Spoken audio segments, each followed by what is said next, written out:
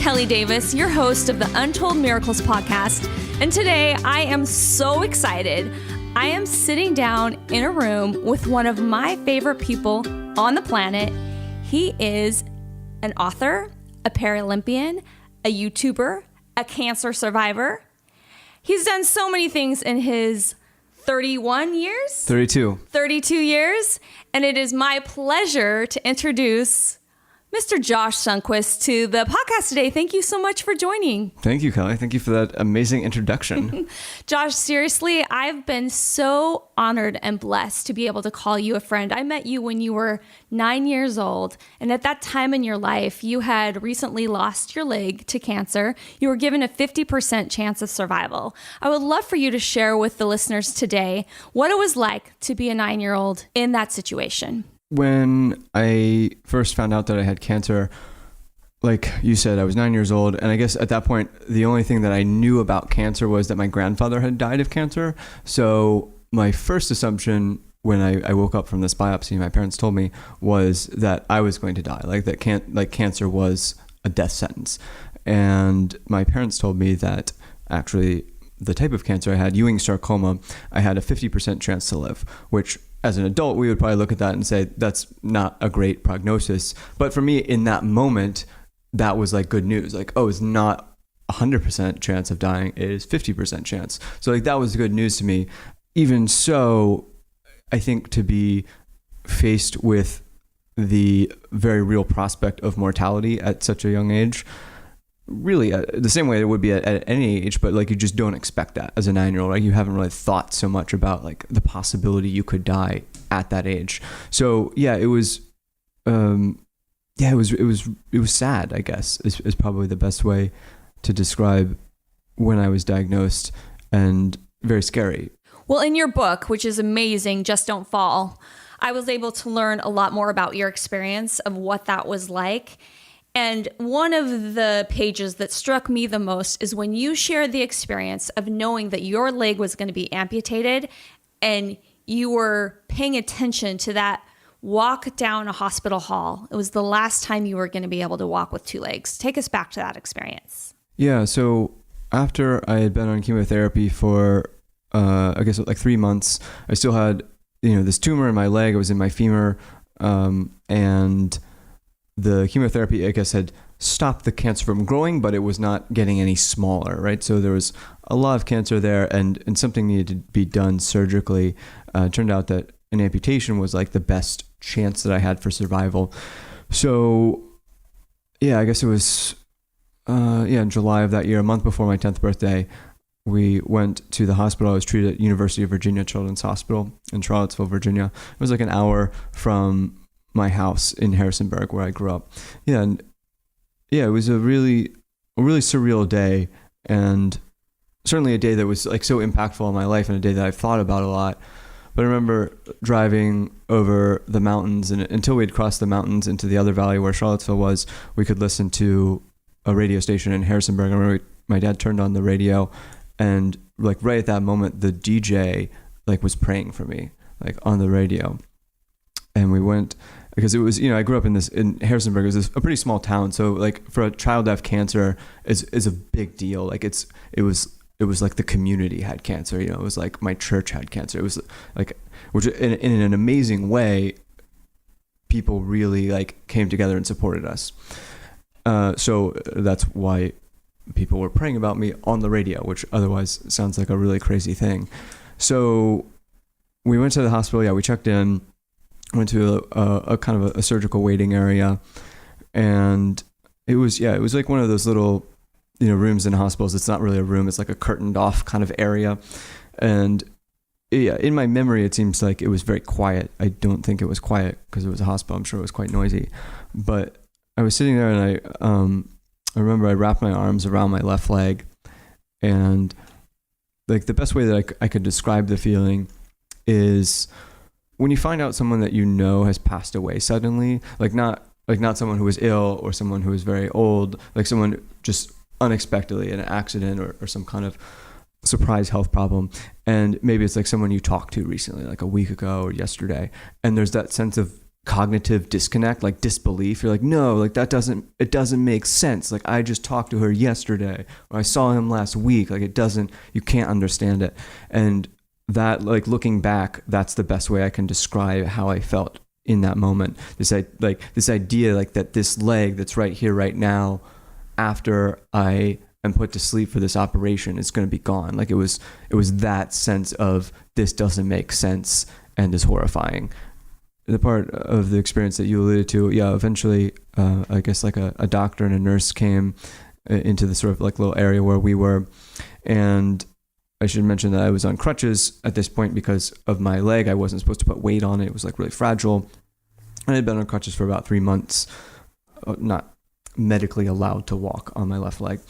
And the nurse was pushing an empty wheelchair. Normally, in hospitals, you're always pushed around in wheelchairs to wherever you're trying to go. And the doctor, he looked at me, he said, "We're ready to take you back now." And I don't know, it's an unusual choice for me. Like looking back, I was very much like a rule follower. Like I'm not like the kind of person who's like, I'm going to break protocol. But for whatever reason in that moment, I guess seeing that wheelchair and realizing that I was, never going to walk again, and that it no longer mattered whether I harmed my left leg, I said, like, I want to walk. Not only was it sort of a weird choice by me, but it's also not something I would necessarily expect a hospital to like break what is also a protocol. Like if you're in the hospital, you have to be wheeled around because it's unsafe if you're walking, or like, even like they wheel you out to the curb. Like when you're leaving the hospital, it's like, until you're off premises, we're going to wheel you. You will not make any movements by yourself. So but I think, I commend them for in that moment saying, okay, in this situation, we're going to let this boy walk because that's what he wants to do. So that's what I did. I walked down the hallway. I hadn't been sedated yet at all. And we just walked right into the operating theater and sat down, and they put me to sleep.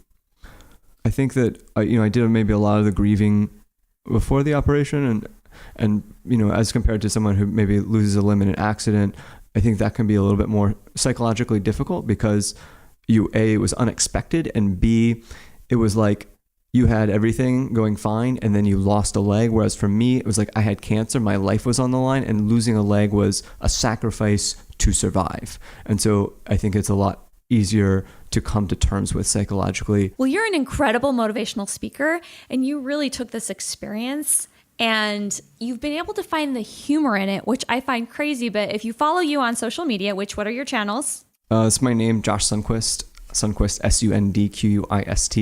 and on pretty much everywhere my username is Josh Sundquist. You've been able to find the humor in having one leg, which you really wouldn't think you could find humor with that. But I would love for you to share some hilarious stories that have happened to you. Your podcast listeners can't see me, but I don't wear a prosthesis and I walk on crutches. And so I do look strikingly different than like a traditionally configured human being. And for whatever reason, other human beings, just some of them, feel very, very compelled and entitled to talk to me about that. 2 days ago, I was in the airport in a lounge waiting for a flight. And I guess people always they have this thing in their mind, I don't know, like a switch where they're like, oh, like I should talk to that guy about his situation. Like my need to know his personal medical history greatly supersedes his right to privacy in this moment. And it's like, I get that people are curious, and it's no problem. I would be curious too. Like, to be clear, I also stare at people. Like, I'm not like, I haven't figured this out either. Like, if I walk by a person who has some sort of significant physical disability that maybe is really different than mine, like I stare at that person and that person stares at me. Like, it's this like really awkward cosmic moment of like two people walking by, like staring at each other, like that person looks crazy. So like, I'm not saying I'm like way better than these people, but sometimes they don't like think it through. I guess the thing that bothers me most, so there's sort of several levels, right? Somebody, if they like talk to me for a while, like, yeah, that's fine. Or if they know me, like, I want to ask about how I lost my leg. Of course, that's fine. I know you want to know. And then sometimes people will come up. Normally this is people are like, can I ask you a personal question? I'm like, I had cancer. Like, I know what your question is, and you've already asked it in essence. and it's okay. Like, it's not great, but that's okay. But I guess the one that kind of bothers me is people who not only don't introduce themselves, but ask a question that is not specifically about my leg, but it is. I'll just explain the example. That will make more sense. So I was sitting in this lounge, and the guy sitting right beside me is just like looking at me for a long time. And I was like, why is this guy looking at me? Like, because I don't necessarily always think about having one leg. Like, I was like, oh, like maybe he recognizes me. Like, he's seen me like a video on the internet or something. But eventually he's like, so what's your story?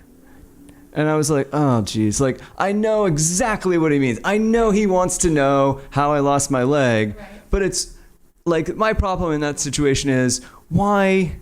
Like, so you saw me, and the only thing you're seeing here is a guy with one leg. To the point you're not even gonna specify what you're wondering about. Like, you're just gonna say it broadly. Like, a similar thing happened a couple weeks ago. Like, a guy here in my neighborhood on the sidewalk was like, so what happened? And it's like, come on, man. Like, what? Right. Like, what do you mean? Like, what happened? Like, right. Oh, like I had breakfast. Like, right. Like lots of things happened. But like, I know what he means. Right. But like, okay, like, don't like. I find that kind of like insulting. So what can we do as people to be less ignorant? Because I really think there's so many kids in our children's hospitals that have, you know, disabilities or sometimes deformities, and people don't really know how to react. Like, what is the best thing for you? Advice that you can give people when you just don't know what to say? Is it just don't say anything? I don't see a reason why you necessarily need to comment on the way someone looks. Like, and for some reason people think that about disability, where we wouldn't say that about something else. For example, say race. Like, say if you saw a person of like, I'm Caucasian. If I saw like an Asian person, I don't say like, oh wow, I need to comment on how they're Asian. Like, that's just not like, I wouldn't. They're Asian. That's a fact. They're also a human being. And like, the fact of their race does not compel me to make that a conversation with them. So I think like, you should treat someone who looks different like a human being, because they are a human being. But yeah, because the same thing at the airport, the guy was like, so what's your story? I was like, well, what do you mean? And he's like, well, you're missing a leg. And in my mind, it's like, well, that's kind of a matter of perception, right? Am I missing a leg? Well, you can choose to think that. Maybe I'm not. Maybe I'm not missing the leg at all. Maybe I'm totally fine with having one leg and there's nothing missing here. So I guess that's sort of my the only time that I find it kind of annoying is that if there's like sort of an underlying assumption in what they're saying as to that, either having one leg is like, oh, it makes me less of a person, or should make me, or I'm probably really upset about it, or that's all they see. You know, they don't see like, yeah, I have one leg, like I have a disability, obviously, but it's one facet of who I am, rather than like the defining trait. Right. Well, I know that one gentleman came up to you and asked you where your prostate was. Yes. Yeah. How did you respond to that? I think he may have meant to say something else. Yeah, prosthetic. Right, which is like such a weird question. So I was like, I think I just kind of went with that, as opposed to saying like, making him feel bad. He's acting in good faith. Right. He's just curious. I mean, it's a weird question, but like, whatever. But yeah, I mean, the questions are astounding. You had a group of friends who all shaved their heads. Yeah. Once you had to shave your head, and I cried when I read that, and I saw the picture of that, and it was so moving. But I want you to tell us about Brian. Well, yeah, the first person was my brother. Like, I was 9 at the time, like you said, and I have a brother who's 2 years younger than me named Matt, and so he was 7 at the time, and he shaved his head, so I wouldn't be the only one. And then word kind of got around to some of our friends. I was homeschooled at the time, as was my brother. So our friends were people in the neighborhood, people in church, people in our homeschool group, and I think it ended up being 18 boys came over a few days later in our backyard. Like, they all shaved their heads. It was like a party. Like there was like some chairs, like they were like the barbershop chairs, and some moms were shaving people's heads, and there was food. But a few years ago I found out that one of the boys named Brian, he was a little younger than me. His dad told me that up until that point in his life, he'd always worn his hair long, like over his ears, because he was self-conscious about his ears, and he thought like people would make fun of them for sticking out too much. But when I got cancer, like, he decided that he would shave his head, which is pretty remarkable. But I actually found out about that story from his dad because Brian was killed in Afghanistan just a few years ago now. He was there doing like humanitarian work, like aid work. And I think it's really amazing that, even as a child, right, even at that age, he was already, like, that was his attitude towards life, that he was willing to, like, sacrifice. And if you think about it, it's actually kind of profound, right? He was willing to feel more self-conscious about the way that he looked so that I would feel less self-conscious about the way that I looked. And I think that's a pretty remarkable legacy that he left. I know that you are a bit of a Halloween enthusiast, and you've been able to create some unbelievable costumes thanks to having one leg. Yeah. So tell our listeners about the creativity and vision behind that. Yeah, it sort of happened organically. Just like in 2010, I guess, was the first time I did it. Like, we didn't, like, my parents are very conservative, and we did not celebrate Halloween growing up. And when I say we didn't celebrate it, I mean, like, we locked all the doors and turned the lights off on Halloween, and we weren't allowed to have the TV on or any light, so that lest anyone come to our door demanding candy and celebrating this terrible holiday.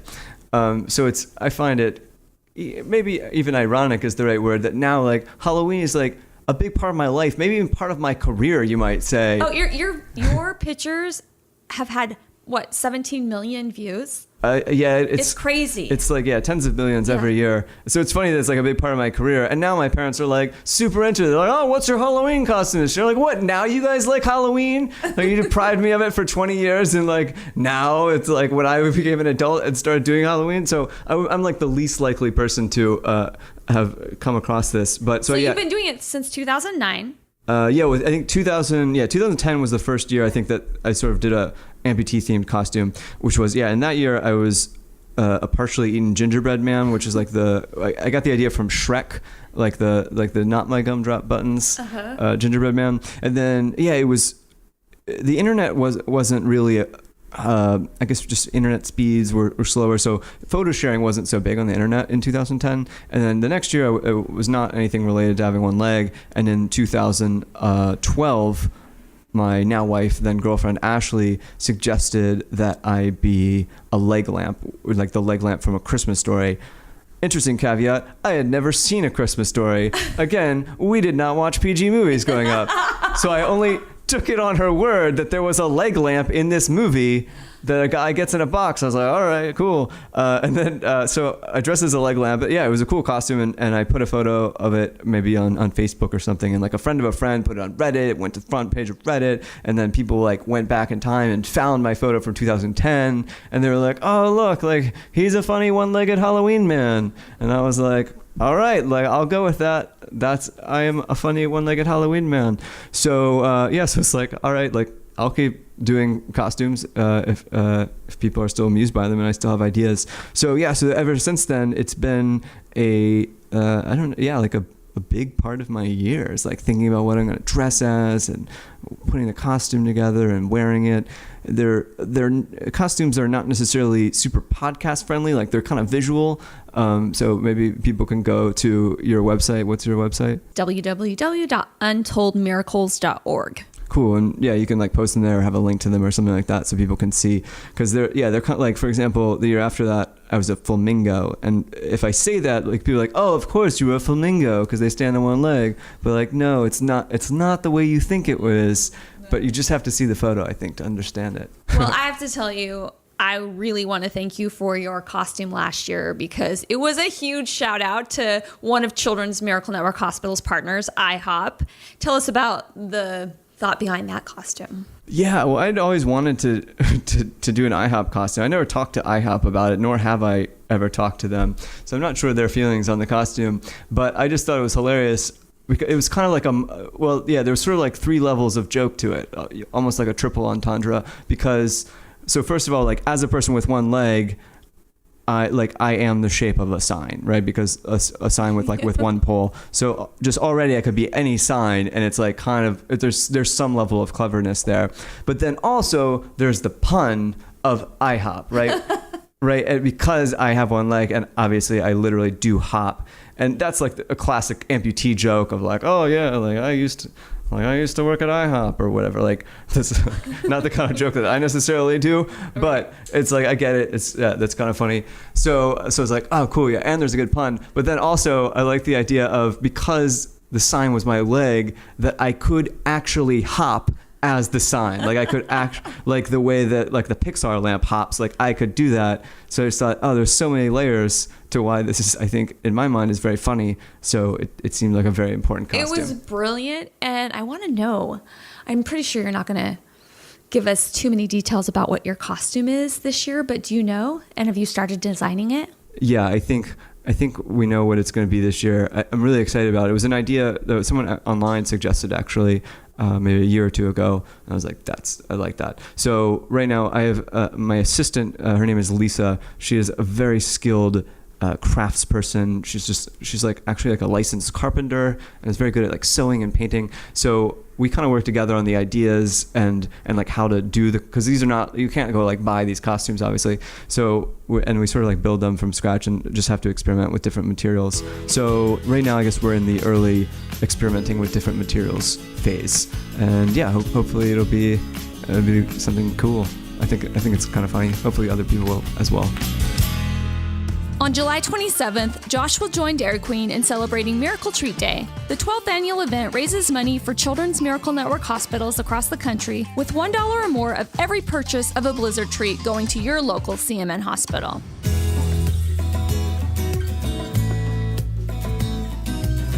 Author, Paralympian, a YouTuber, a cancer survivor.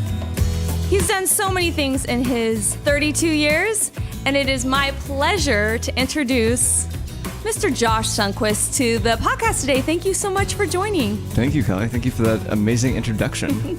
You are a member of the U.S. amputee soccer team, mm-hmm. which is a little bit ironic, considering when you were younger, all you wanted to do was play soccer. Yeah. Tell us about the dream and where you are today. Yeah, I could have never imagined that. And I don't mean that hyperbolically. Like I literally could not have imagined that there would be such a thing as an amputee soccer team. Because when I lost my leg, yeah, like you said, I was really into playing soccer, and I really wanted to be on like the local travel soccer team. That was like my big thing in life. I was like practicing soccer in the backyard every day to try to get on this team. And like I think it was actually the same week that I was going to try out for the travel soccer team was when I was diagnosed with cancer.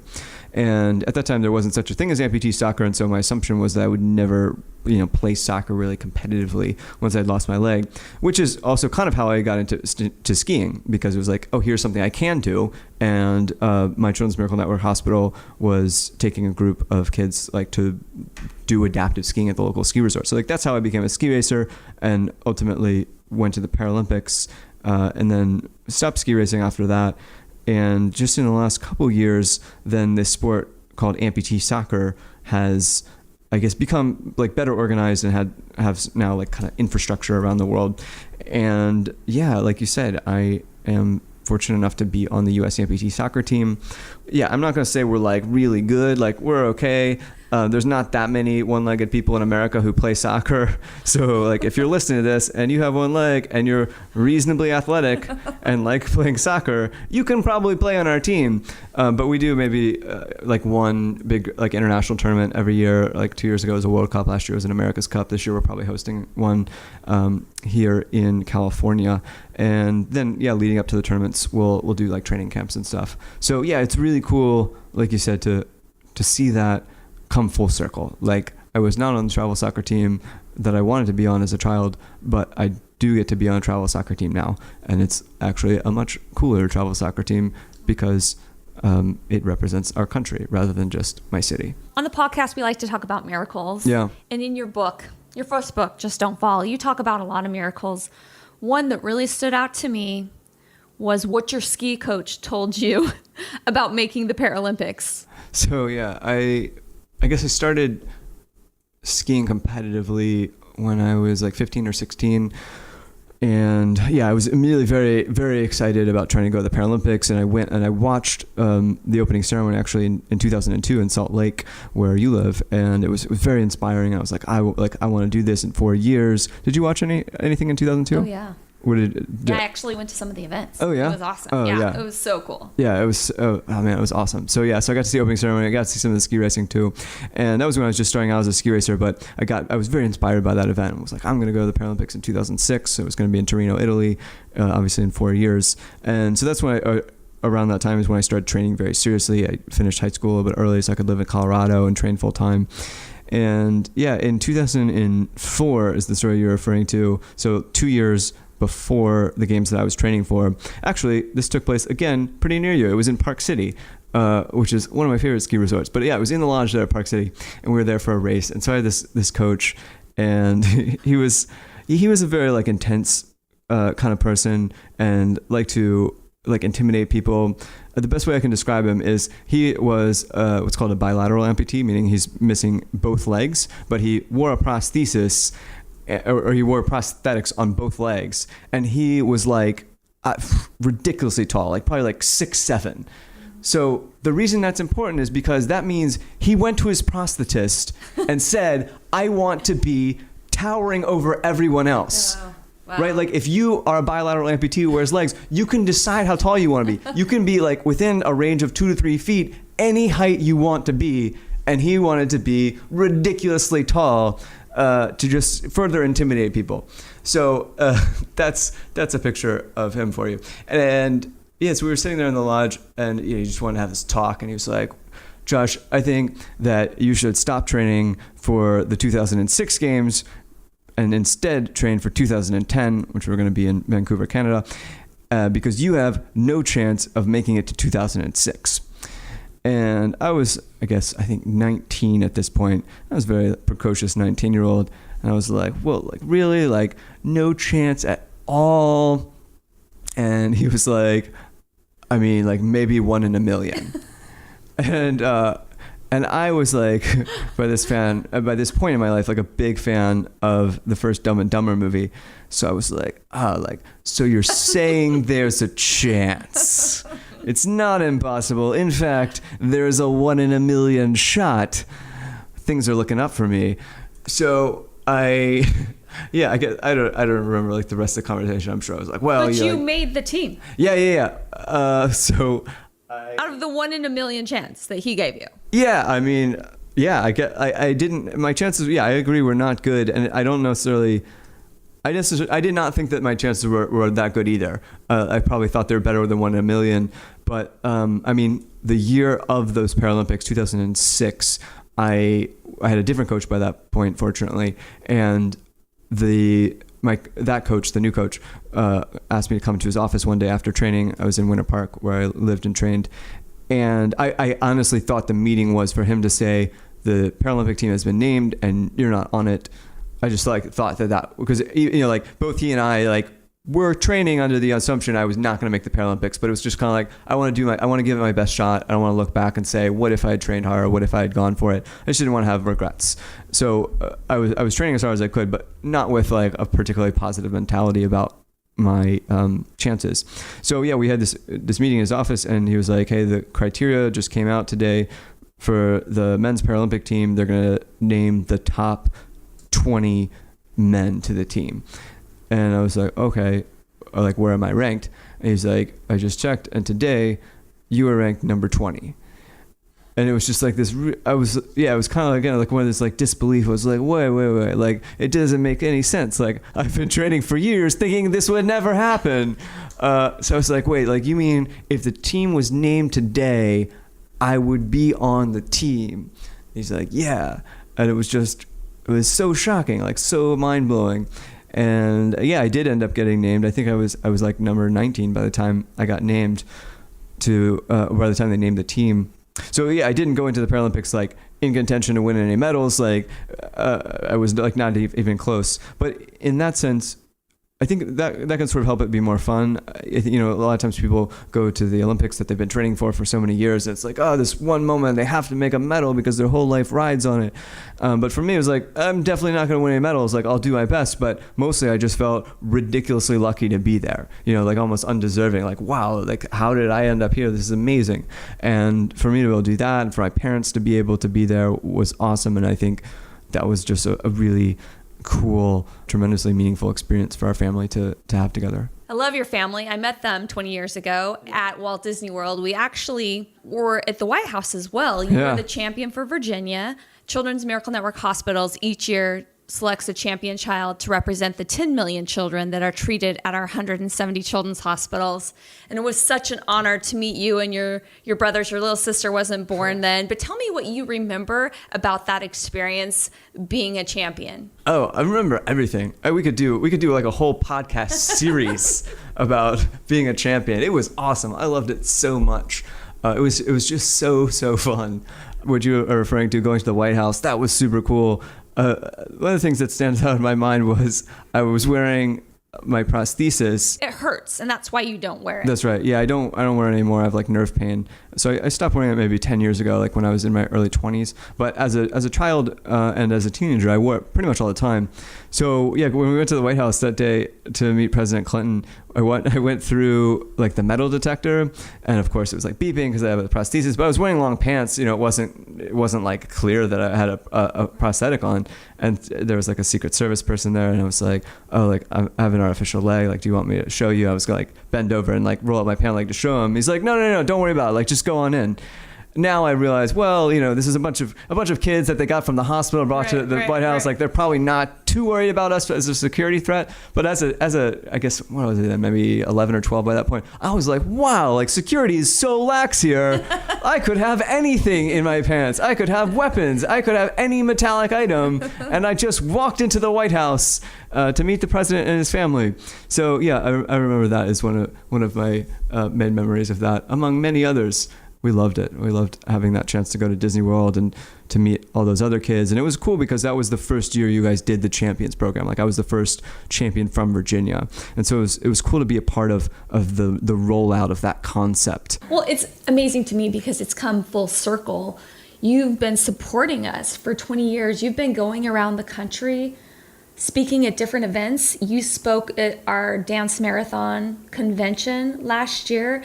And one thing that was really powerful for me is last year in Washington, D.C., you came in and spoke to our champion kids. So our champions got to hear from a former champion and see what he's done with his life, how he's lived his dreams, how he's inspiring the world. I want to know what that moment was like for you. Yeah, that was really awesome, really meaningful for me as well, and hopefully meaningful for the champions and their families. Because yeah, last year it was like the 20th anniversary. So it was 20 years ago, I was one of those kids. Like, I was in DC as a champion. Exact same hotel. It was like, it's actually the same hotel. It's amazing. It's the Marriott, which we love Marriott. Yeah. One of our great corporate partners for over 30 years. Yeah, that's a great property too, that JW. And we, so to be in that room, I think it was cool.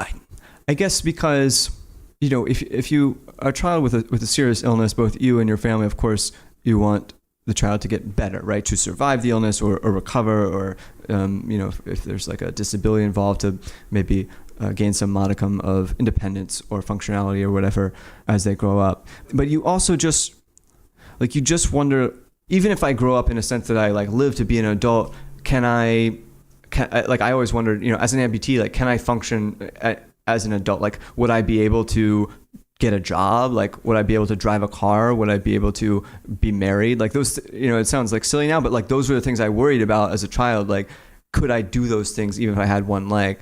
And I think that families, both parents and children, in any situation like that, are wondering, like, okay, hopefully we get through this medically speaking, but what's life going to be like? Can this child adapt?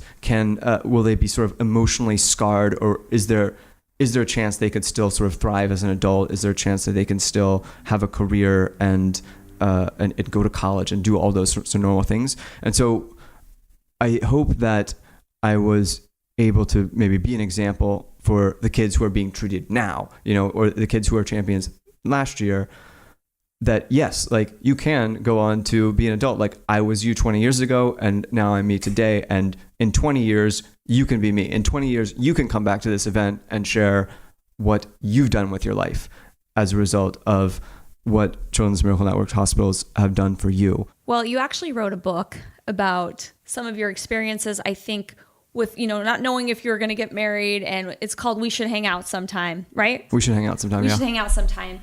And it's an amazing read that I highly recommend to everyone listening. Thank you. You ended up marrying one of my favorite people on the planet, Ashley Sundquist. Yeah. In your wildest dreams, did you ever dream that you would meet someone like Ash? No. Yeah, she's also one of my favorite people on the planet now. But I had a lot of problems dating. Not so much, I don't think, because I had one leg, but more just, more like my problems with having one leg rather than other people's problems with having one leg, I think. So yeah, I never had a girlfriend, and so I started to sort of investigate that, and that's kind of what the book is about. When I was in like my mid-20s, like, why did I not have a girlfriend? Like, I should go back and ask all the girls I tried to date, why did they not like me? To which people might reasonably say, like, maybe the reason you didn't have a girlfriend is because you think things like that would be a good idea. Like, that's an example of why you don't have a girlfriend. But which you did do for the book. Yeah, actually not for the book, I would like to say. It was just a personal life project. You did. Okay. Yeah. Okay. I remember that you actually did it. Yeah, and then later my literary agent was like, you should write a book about that. That's funny. So so it was interesting, and I guess in those conversations I learned, like, oh, actually, like, lots of girls have liked me. I've just been very insecure and sort of negative in my interpretations of situations. And so I think then that helped me to get to a place of at least enough confidence that when Ashley came along and introduced herself to me by saying that I was awesome, that I was able to continue the conversation with her, and she became my first girlfriend and my first and only wife. Well, so today I actually got to go see your beautiful wife before I came over here to sit down with you. And I asked her, what kind of questions could I ask John? Oh, yeah. Like, what could I just throw out there that, would just be so inquisitive? And she's like, what are his 5 favorite things about me? So, okay, you just have to do 3. I'm just putting you on the spot right now. That's such a classic Ashley thing. Like, what is a funny? Oh, how about ask about me? Like, she always wants to like help me with tweets, and like half of her tweets are like, you should do a tweet like, my wife is so awesome. # blessed. # hot wife. # so lucky right now. They always have so many hashtags too. It's like, cool. She's like, people will love it, and she's right. People do like tweets like that. You are pretty lucky though, and she's very lucky. I am. I'm totally lucky. Well. So I prefer to just tell her that as opposed to like tweeting that sort of stuff to people. But yeah, so some of my favorite things about her, I'd say number 1 is her sense of humor. For example, the tweets she suggests. She's so fun, so funny, and so fun too. If I can make that my second thing. Because I think being funny is different than being fun. I think that's how I feel like I thought I knew that I loved her, was that we went on this like road trip. It was a few months into dating. And I don't think I'd ever really been in love before that. And I don't really like road trips generally, or I had never liked them before. It was just like a day trip. But I was like, wow, like this is really fun, even though we're spending all day in the car. And I thought, wow, that's crazy. Like, I've never had that feeling about a road trip before. Maybe it's not like, maybe it's because of the person I'm with. Maybe this is what love is like. So yeah, so I think she's really fun.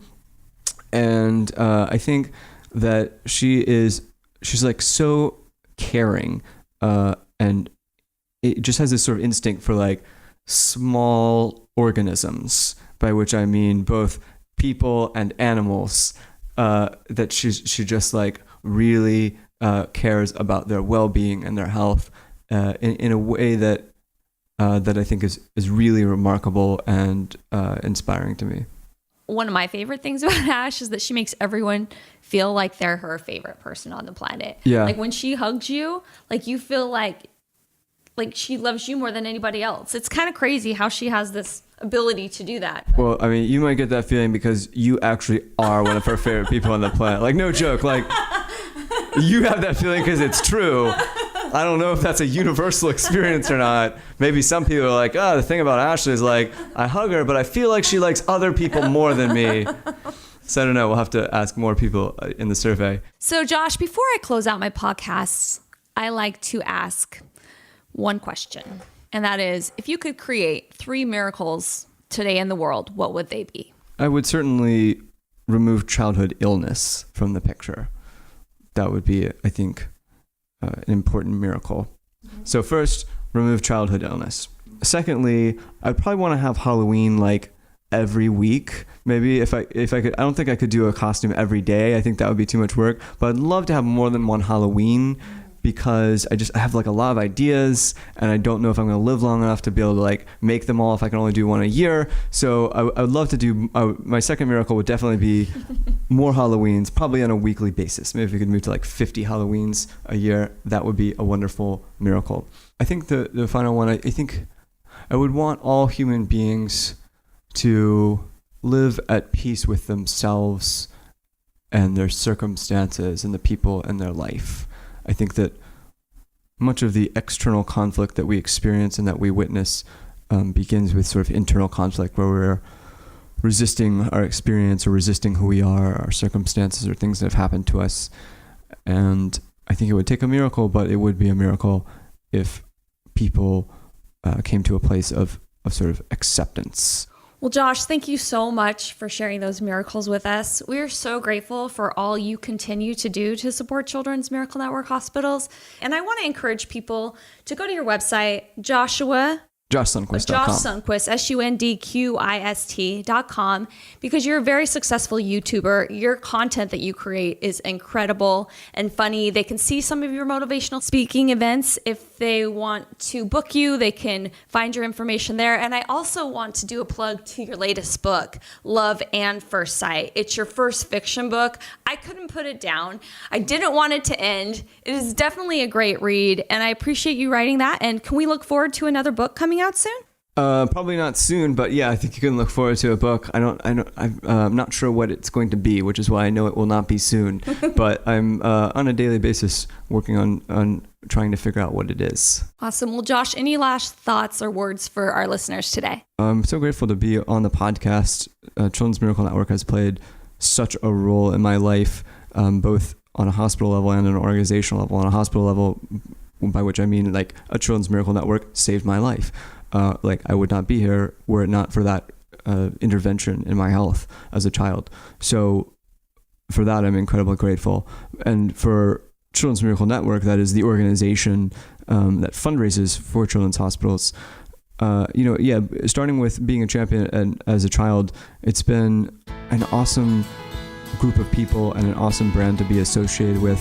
All that's to say that I'm just very grateful to you for letting me be on this podcast.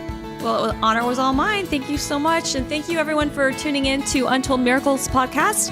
And we will talk to you next week. Have a great day.